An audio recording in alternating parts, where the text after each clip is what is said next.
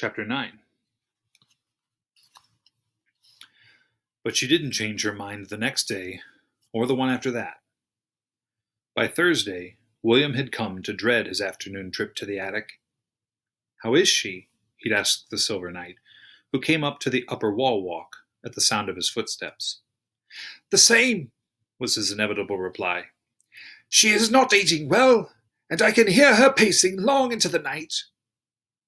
William tried everything. In the early morning he brought her breakfast, small bits of toast sprinkled with butter and Marmite. In the afternoon, when he got home from school, he brought her hot tea. He allowed Sir Simon to light a fire in the fireplace in her bedroom, even though he was worried that the whole castle might go up in flames. He cut curtains for her narrow windows out of some red velvet material from his mother's sewing closet, and gave the knight some English postage stamps to paste on her wall. But nothing seemed to work. He had not even seen her since the first day he brought her to the attic. One afternoon, Sir Simon reported that the giant had been up to visit. "Which one?" William asked. "The one you called Dad. He walked all around the castle, and then knelt down and spread some ribbon from one corner to the other. Most peculiar behavior. I was watching him through the arrow loop in the wardrobe." "That was my father. He said he wanted to build a moat for the castle. I wonder if he's really going to do it. Did he see you or Mrs. Phillips?" "No, he was not here long. I think she considered calling to him for help, but I persuaded her it would be of no use. The only thing that can restore her to her normal size is the other half of the token." "If only she'd let me explain," William said for the 100th time. "She told me last night that she will not come out of her room until you come in and get her," the knight said slowly. "But she knows I can't do that," William cried. "I'm too big." There was a brief silence. "I think that's what she means, William," the knight said.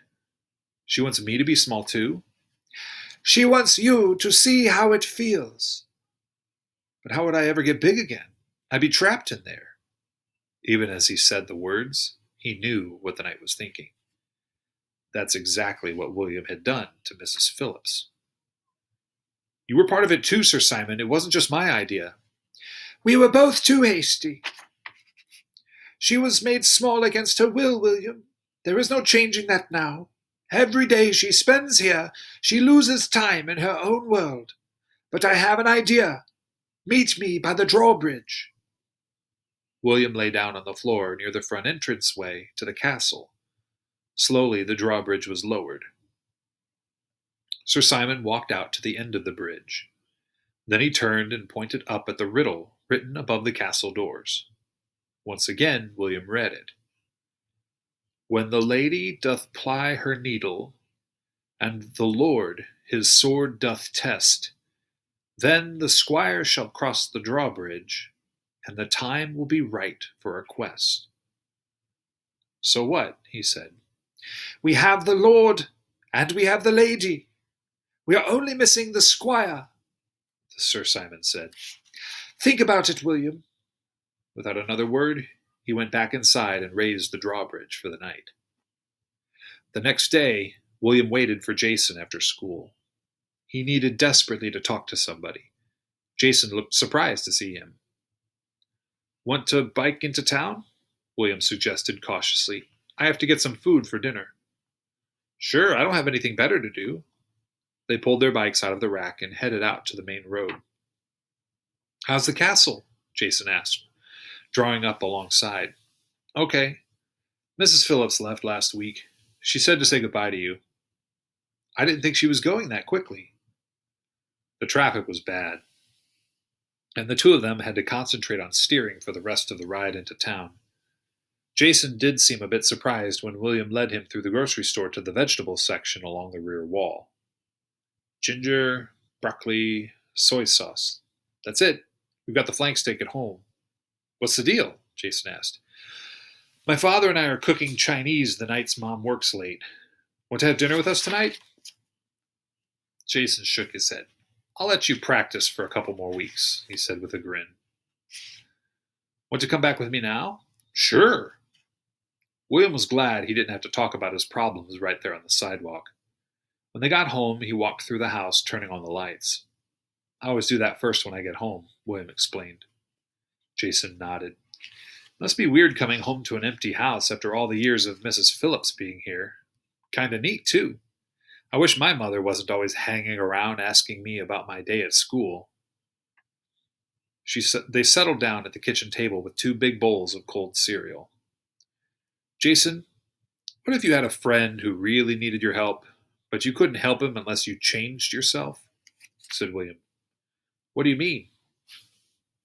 Well, pretend somebody was beating me up and your glasses got knocked off and you couldn't find them. Would you try to do something anyway? Sure, but I wouldn't be of much help. But would you try and fight the guy off anyway? William asked. Well, I wouldn't go away and leave you if you were in trouble like that. That's what I thought you'd say. What's this all about? Jason asked. William wanted to tell him everything, all about the castle and the Silver Knight and what he had done to Mrs. Phillips. He knew Jason would not laugh at him, but he also knew that keeping the secret to himself was part of what he had to go through. He'd gotten himself into this mess, and he had to get himself out. I'm doing a story for English class, and I'm not sure how it's going to end, he said. It was a lame excuse, but Jason didn't question him further. Maybe when it's all over, I can tell Jason about it, William thought later that night. When I come back. If I come back. He sat up in bed. If I'm talking about coming back, I must have decided to go, he said to the empty room. William kept his decision to himself for a couple of days. His visits to the attic were brief and businesslike. He ignored the meaningful looks from the knight and his hints that Mrs. Phillips' health was deteriorating. On Sunday afternoon, when William came in from a special gymnastics practice, his father called him down to the workroom in the cellar. Sitting on the cement floor was a wooden platform, which was surrounded by a separate wooden rectangle. Do you like it? William's father asked. What is it? The platform for the castle. The outer frame is a wall, so that when you let down the drawbridge, it can rest right here. His father pointed to a notch in the outer wall. The tunnel in between them is the moat. You take the wall, he said, lifting up the platform. Dad, where are you going? William called. Up to the attic. His father's voice floated back to him from the top of the cellar steps. William picked up the rectangular wall and hurried after him. How was he supposed to get up there in time to warn Sir Simon? Dad, wait, let me go first, he called. But his father was already on the second floor. I can't stop now, William. This thing is heavy, he shouted back, and before William could say anything more, he heard the tramp of his father's shoes on the attic steps. By the time he got upstairs, his father had settled the platform down next to the castle. It still smells like smoke up here. I noticed it the other day when I came up to measure the castle, Mr. Lawrence said. Do you smell it? No, William said quickly. It always smells this way. I'll pick up the castle and you slip the platform under. It's too big for you to lift alone, his father said. We'll each lift one side and push the platform under with our feet. Ready? Heave-ho!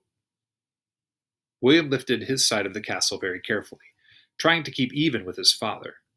Looking down from above, he could see the terrified face of the Silver Knight staring up at him from behind the stable door. Mrs. Phillips was probably in her bedchamber, safely hidden under the roof. They had disturbed Sir Simon's dinner. His plate spilled off the table and rolled across the courtyard, while they were pushing the platform into place with their feet. All right, let her down, William. There, that's perfect. Mr. Lawrence lowered the outer wall over the castle. Drop the drawbridge and we'll see how it fits. The drawbridge settled easily into the notch in the wood. That's terrific, Dad. William was trying desperately to lure his father back down the steps. But he was pacing around the castle, sniffing the air. Odd smell. I don't remember it before. I better have a smoke alarm installed up here. Oh, one more part. I have it in my pocket. Mr. Lawrence pulled out a triangular wedge of wood and connected it to the end of the drawbridge. Now the returning victorious army can get up the ramp. William stopped worrying about Mrs. Phillips and Sir Simon for a moment. He sat down on the top step and looked up at his father. Dad, that's the first time you've ever finished a project for me. Is it really? His father said. Remember the treehouse we half built together? And the dog kennel? Well, that wasn't your fault. They both smiled. They had gotten halfway through the kennel one weekend. When William proudly showed it to Mrs. Phillips on Monday afternoon, she told him she was allergic to dogs. And the bookshelves in the cellar? His father added a bit sheepishly. Never mind. I finished this one. That's right. You finished this one, and it's great. Just what my castle needed. William stood up. Better lift the drawbridge for the night, his father said, leaning over the castle again. Where is that lever? Oh, here it is. Please, nobody move, William prayed. The drawbridge seemed to take forever, but at last it was in place. It's a very special castle, isn't it? His father said, looking down on it. I almost feel as if it's magic in some way. It is, William said. His father didn't ask him to explain. He rested his arm on William's shoulders.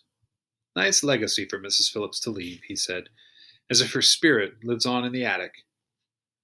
William had a funny feeling in his chest. He knew if he tried to say anything, he would start to cry. They stood there a moment longer without speaking.